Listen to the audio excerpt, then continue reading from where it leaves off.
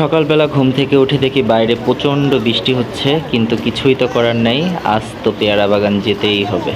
তো সকাল সকাল ঘুম থেকে উঠে আমরা রওনা দিলাম, রওনা দিয়ে আটঘর চলে আসলাম। এসে দেখি এখানে সারি সারি নৌকা, ট্রলার এবং মানুষ আর মানুষ। ভেবেছিলাম বৃষ্টিতে কেউই আসবে না, শুধু আমরাই, কিন্তু এসে তো দেখি মানুষের ঢোল পুরো।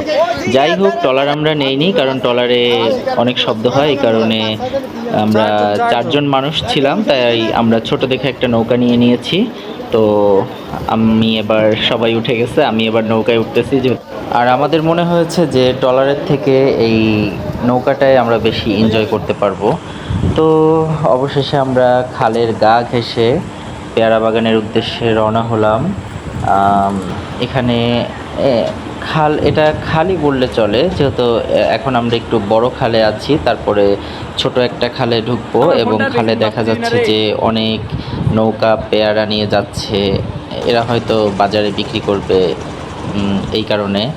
তো আসলে পরিবেশটা এতটা সুন্দর, এতটা নিরিবিলি, পুরোই মনোরমপূর্ণ পরিবেশ, মানে দেখলে পুরো অস্থির। আসলে যারা না দেখে তারা বুঝতে পারবে না। তো অবশেষে আমরা ভীমরুলি বাজারে চলে এসেছি। এটাই হলো ভীমরুল ভাসমান পেয়ারা বাজার। এবং তারপরে আমরা এসে গেছি এখানে পেয়ারা বাগানে। এটা মূলত একটা ফ্রি স্পট, আর সচরাচর এখানে কেউ আসে না। তো আমাদের যে মানে নৌকা চালক ছিল, ওর নাম হলো নেপাল। তো নেপাল আমাদেরকে নিয়ে এসেছে। আসলে নেপাল খুবই ফ্রি মাইন্ডের একটা ছেলে।